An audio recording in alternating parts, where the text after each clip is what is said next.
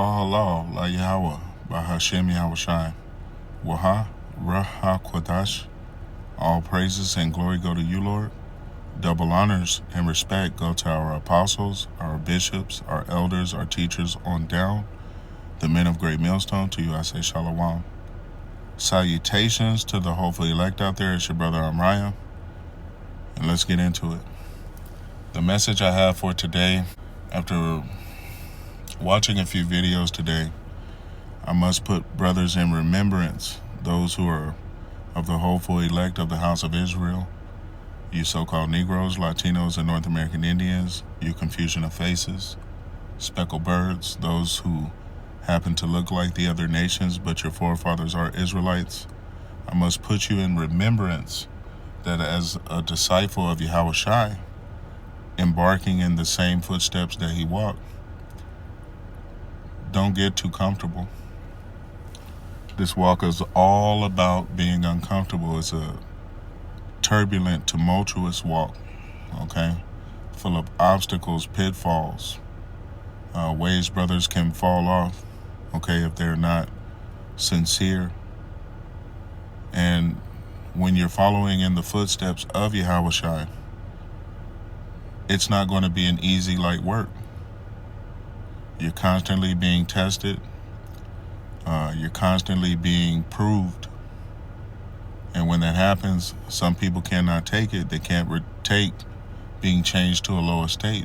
But as the scripture says, when you are changed to a lower state, roughly paraphrasing, be patient, okay? Meaning to suffer. You're going to have to suffer in this walk, which is why I say don't get too comfortable. As another scripture says, arise and depart, for this is not our rest, okay? And Yahushua knows all about this walk because he's the one that laid down the pathway that we are following. Without talking too much, let's get into the scriptures. This is Luke chapter 9 and Salakia. I have no idea why it is doing that, but let's skip on down where I was wanting to begin. Now, as you can see the title, and we're going to go to Matthew chapter 8. I'll get it there as well because it says pretty much the same thing. But this is Luke chapter 9, and I'll begin at verse 57. It says, "And it came to pass that as they went in the way, a certain man said unto him, Lord, I will follow thee whithersoever thou goest. Yahushua said unto him, Foxes have holes, and birds of the air have nests, but the Son of Man have not where to lay his head." Right. And what did he mean by that? So Yahushua said unto him, Foxes have holes.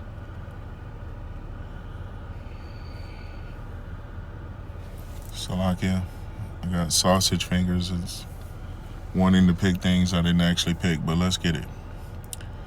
The Strong's info is uncertain derivative, a burrow or lurking place. So foxes have burrows, as we see in Bible usage. They have lairs, okay? Somewhere to go kick back and recline and relax. Okay? Going back. And birds have, the birds of the air have nests. Same thing. They have somewhere to go lay their head, kick back, relax. But notice what he says. But the Son of Man have not where to lay his head. Now, getting into it, it is the Greek word klino. I think I'm saying it right. Strong's G 2827, klino. Klino. Right. And what does it mean? Transitively, to incline, to bow, to cause to fall back, to recline, in a place for repose. So, the Son of Man, Yahushua, had nowhere to kick back or relax. He was constantly under stresses, under pressures, constantly moving, doing the work of his Father. He was about his Father's business. So he had nowhere to go and relax.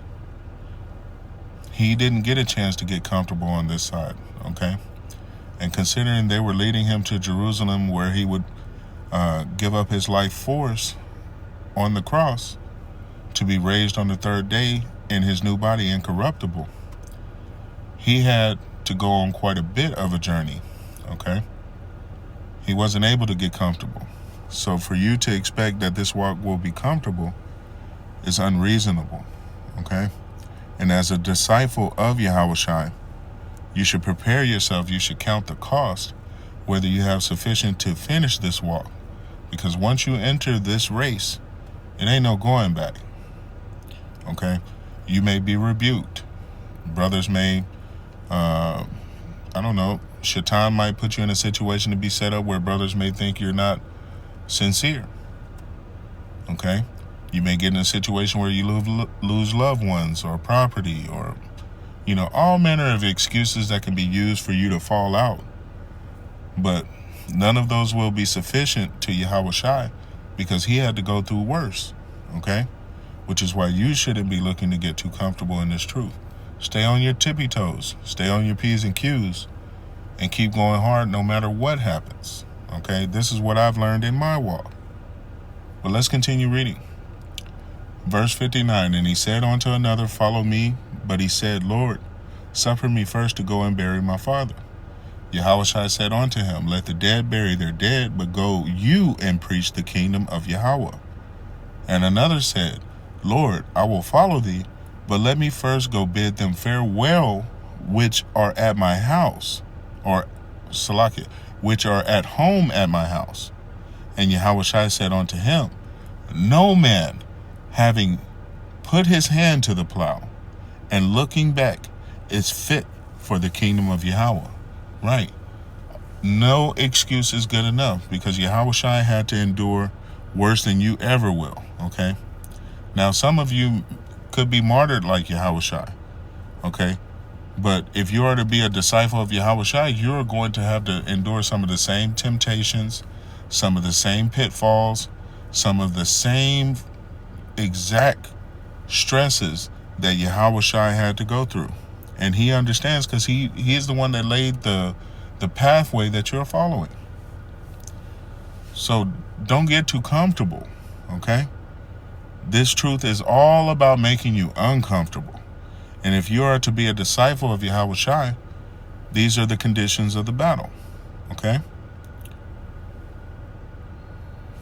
Let's get Matthew 8. Because it says the same thing, but I want to show you how uncomfortable it can get. Now, Matthew chapter 8. I'm not going to begin at verse 18, but notice the title. Discipleship tested. Okay? You're going to get tested in this truth. It is what it is. It's going to come in all manner of ways. Shaitan is not lacking on creativity, Salakia.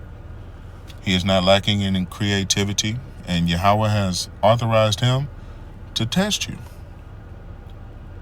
Now, some, they're going to fall out. They're going to give up after they're tested. Some are going to get bitter. And as we know from the scriptures, an offended brother is harder to be won than a strong city. Okay? They're going to fall out all manner of ways. But those of you who have the spirit of Yahweh, Ba'ashem Yahushua on you, who are going to endure unto the end, the elect of the nation of Israel, you're going to have to buckle down and go through all of the obstacle course to finish your race. And that may mean that you get scared, you get uncomfortable, you lose material, properties, peoples. None of that matters. You still have to continue to finish the race. Okay? Now, talking enough, I'll begin in Matthew 8 and 23. Because Yahushua was about to go up to Jerusalem at this point. He had got on a boat with his disciples. They were about to cross a large body of water. And this is where we pick up. 23. And when he entered into a ship, his disciples followed him. And behold, there arose a great tempest in the sea. Now,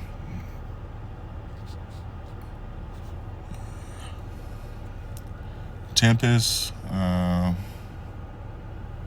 Salakia, a great tempest. Let's look at what it is. Bible usage. A shaking, a commotion, an earthquake on the sea where as you already know, earthquakes cause tsunamis, 100-foot waves, 150-foot waves, 50-foot waves. So in this sense, the waves were getting pretty daggone big and the disciples were getting afraid. So verse 24 again, and behold, there arose a great tempest in the sea, insomuch that the ship was covered with the waves. But Yahushua was asleep. And his disciples came to him and awoke him, saying, Lord, save us, we perish. They're thinking they're going to die, okay? They're scared shitless, okay? Another condition of the battle. Sometimes you may think you're going to die in this truth, okay? And if you understand the fear of the Lord, which is our treasure, okay, as another scripture says, wisdom is knowledge shall be the stability of the times. The fear of the Lord is his treasure. You got to keep a constant fear of the Lord. Knowing therefore the terror of Yahweh, we persuade men. We understand that there's, Al-Shadia, right? Another name he can go by. King of terrors. Sometimes this walk can get batshit scary, okay? But notice what happens next. Verse 26, and he saith unto them, why are ye fearful, O ye of little faith? Then he arose and rebuked the winds and the sea, and there was a great calm. But the men marveled, saying, what manner of man is this, that even the winds and the sea obey him? He is the King of kings and Lord of lords, okay? And you are following in his footsteps, which is why I say don't get too comfortable, because Yahushua he had nowhere to go relax, to lay his head, okay? And it may be that same situation for you as a disciple of Yahushua. And to be considered a disciple, you must continue in his word. You must study to show yourself approved. You must have faith with works, okay? You got to put up your epistles, send up the curses on America, Babylon the Great. You got to go out on the highways, byways, and hedges. You didn't come into this thing to make friends. Stop thinking you're friends, and you can say whatever you want about the apostles, the elders, the bishops, the men that are above you, okay? Rebuke not an elder, okay? Don't be doing your side hustling and meddling and all these different things that really has no place in this truth, okay? You came into this imperfect. You cannot bring in the man's doctrines, the ways of man. It has no place in the truth, okay? You got to come in and be renewed by the renewing of your mind to become a clean new creature under Yahushua. You come in imperfect, but you are looking to be perfected, and you must work towards that goal. And that means you never get comfortable. You're always on your P's and Q's, okay? And Yahushua never got comfortable. So are you any better? No. Understand, this walk is going to be turbulent. It's going to have pitfalls, obstacles.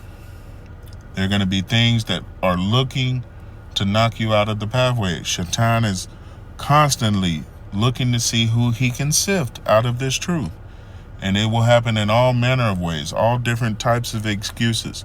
But that's what they are. They're all excuses. And as my mother used to say, excuses are like buttholes. Everyone has one and they all stink. And that's what Yahushua is going to be like, because he is an austere man, a severely rough man. You think the rebukes of your apostles, your bishops, your elders are bad? You don't know what it's going to be like if Yahushua disapproves. Okay? It's going to be 10 times worse. So you got to prepare your mind for the battle that you have entered into. And as Luke said, no man having put his hand to the plow and looking back is fit for the kingdom of Yahweh. This is a labor of love. And once you enter it, it ain't no getting out of it. You got to finish the race. or you will be judged. Okay? So don't go getting comfortable in this truth. This truth is about being uncomfortable. And I want to remind you, brothers, of that today. Hopefully this has been edifying. I want to say, Call halal la Yahweh ba'ashem Yahweh Shai for this message. Till the next time, Israel. Shalom.